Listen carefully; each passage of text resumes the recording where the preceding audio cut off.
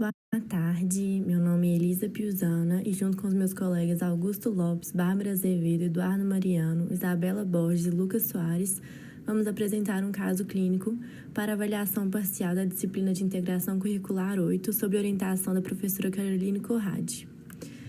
O nosso caso, então, se trata de uma menina de 6 anos de idade, descendente de japoneses, natural e procedente de São Paulo, capital. A mãe procurou o hospital referindo que a criança apresentou há 3 dias obstrução nasal, dor de garganta e hipertermia, termometrada em 38 graus Celsius. Queixas cederam com antitérmicos. No dia anterior à consulta, teve cefaleia sem náuseas ou vômitos, latejante, holocraniana, e no dia da internação acordou pela manhã com dificuldade para movimentar o hemicorpo esquerdo, sendo levada ao hospital.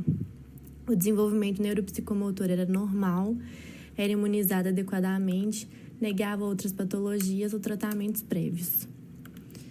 Ao exame físico estava eutrófica, corada, hidratada, cianótica e anictérica. Não havia alterações ao exame da cavidade oral, estava febril, pulsos carotídeos simétricos, mas havia dor à palpação da artéria carótida comum direita na região cervical, sem sopro. Consciente, orientada, linguagem e fala normais, porém havia uma hemiparesia esquerda incompleta com hipotonia muscular, reflexos profundos hipoativos com sinal de Babinski à esquerda. Exame da motricidade à direita era normal, não havia sinais meníngeos e o restante do exame neurológico era normal. Então, pontos a se destacar até agora é esse exame neurológico com essa hemiparesia esquerda com hipotonia muscular e o sinal de Babinski à esquerda, que sugere lesão de neurônio motor superior. No nosso raciocínio clínico, então, temos que pensar nos diagnósticos sindrômicos, topográficos e etiológicos. Sindromicamente, essa criança apresenta uma síndrome neurológica focal aguda, porque ela tem um déficit neurológico que ocorreu subitamente. Então, as principais hipóteses sindrômicas são de AVC, encefalite ou agudização de algum processo crônico expansivo, como um abscesso ou um tumor. No diagnóstico topográfico, o acometimento é no sistema nervoso central pelas características do exame físico, mas não há acometimento cortical, porque não tem alteração de consciência, não tem convulsões, e não tem acometimento das áreas de Wernicke e Broca, que são responsáveis pela linguagem e pela fala. No diagnóstico etiológico, pensamos principalmente em infecção, tromboembolismo ou hemorragia. A conduta inicial, então, é aplicar a escala NIHSS ou NIGHSS nessa criança, que é uma escala adotada mundialmente para avaliar comprometimento neurológico quando a suspeita é de AVC. E ela é muito importante para a gente avaliar também a deteriorização ou melhora do quadro. É uma escala que varia de 0 a 42 pontos, sendo que a maior pontuação é um comprometimento neurológico mais severo. Nós também vamos colher sinais vitais dessa criança, instalar uma monitorização não invasiva, vamos realizar uma TC de crânio sem contraste e talvez uma angiotomografia cerebral, de acordo com o resultado da TC. Nesse momento, não vamos colher líquor, porque pela possibilidade de haver algum processo expansivo no sistema nervoso central, nós temos que descartar isso primeiro para não causar herniação quando for colher o líquor. Também é muito importante colher a glicemia capilar, porque a glicemia capilar vai nos dizer se há hipoglicemia, e a hipoglicemia é um importante diagnóstico em relação a alterações focais agudas. Vamos colher hemograma, PTT e TTPA, para avaliar a presença de trombos, como está a coagulação do sangue dessa criança, troponina, creatinina e colesterol, triglicérides, para avaliar como está a função renal, se há lesão miocárdica através da troponina, que pode ter gerado um êmbolo, né?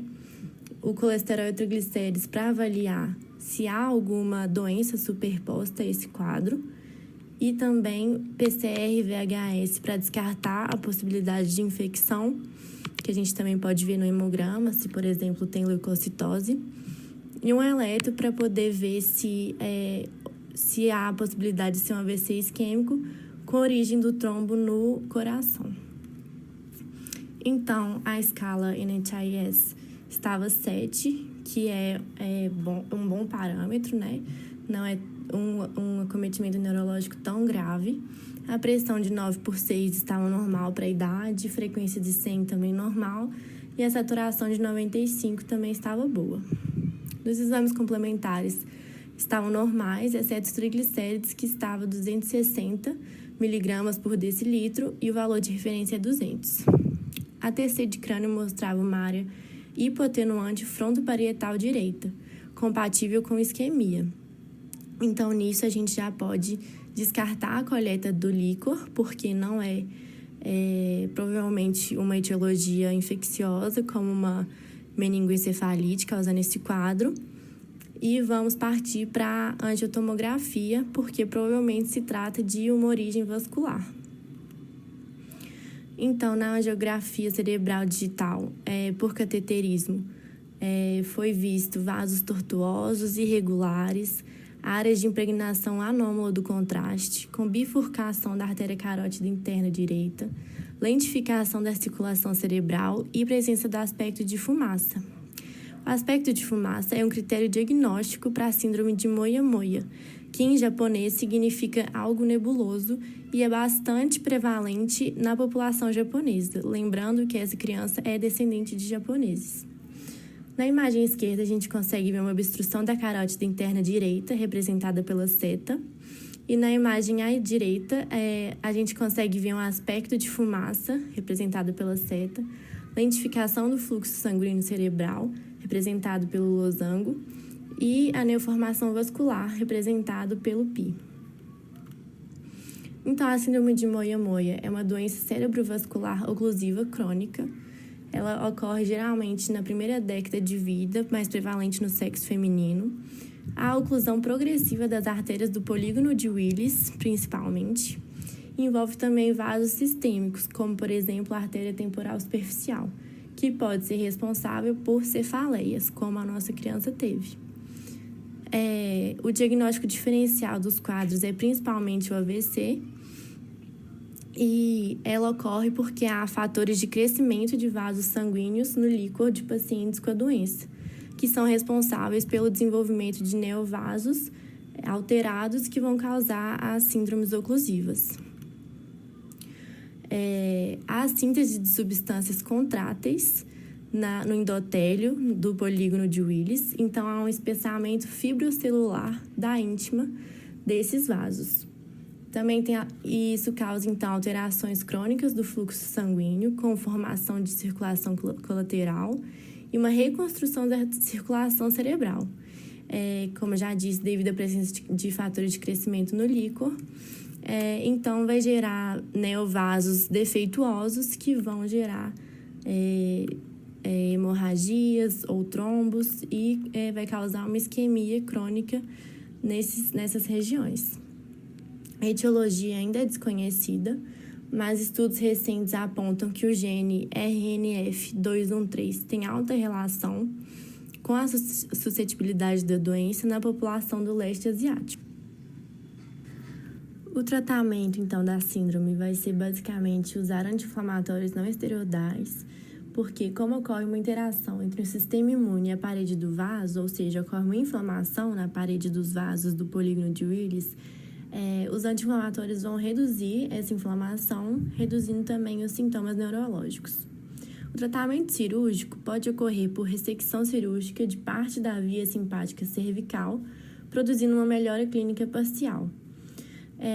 Tiveram resultados muito favoráveis em crianças afetadas que foram tratadas cirurgicamente através de encefaloduro-sinoangiose, que é quando ocorre uma aproximação de parte da circulação da artéria temporal superficial à área meníngea, que resulta em uma circulação colateral pelo desenvolvimento de novos vasos sanguíneos induzidos pela artéria doadora, que restitui o fluxo para as áreas isquêmicas que tinha neovasos danificados.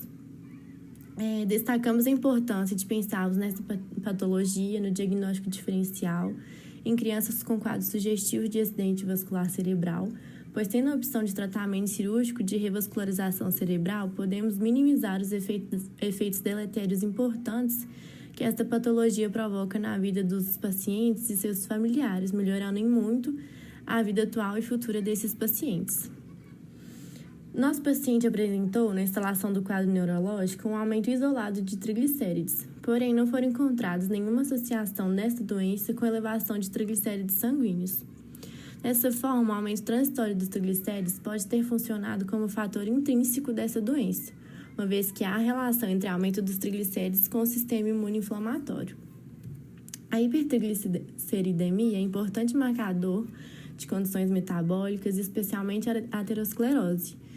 E as lipoproteínas são susceptíveis à oxidação, que pode estar exacerbada em doenças com características imunoinflamatórias, podendo ter sido um fator que funcionou como estímulo para desencadear a resposta inflamatória ou pode ter sido consequência desta. Um processo inflamatório pode ter levado a uma alteração na função da enzima lipase lipoproteica e com consequente aumento de VLDL, cujo catabolismo é reduzido nesse processo, levando ao aumento dos triglicérides. E a síndrome gripal que a criança provavelmente teve uns dias antes pode ter desencadeado essas alterações metabólicas, levando a uma agudização da síndrome. Pacientes com elevação dos triglicérides normalmente têm o fluxo sanguíneo basal diminuindo, sugerindo vasoconstrição, como a gente pode ver em pacientes com AVC isquêmico. No entanto, a vasodilatação foi significativamente menor quando havia hipertrigliceridemia, implicando em um perfil vasoconstritor nesses pacientes. Portanto, a dinâmica cerebral dos pacientes com moia-moia é diferente dos pacientes com lesão aterosclerótica, devido à circulação colateral com fluxo aumentado, causando turbulência do sangue com hiperplasia da íntima e estenose do vaso. Durante o período de internação, foi submetido à fisioterapia motora, evoluindo com melhora do déficit e recebendo alta sem medicação, com os triglicérides em 138 e houve um segmento ambulatorial e avaliação do serviço de neurocirurgia. Essas são nossas referências. Muito obrigada.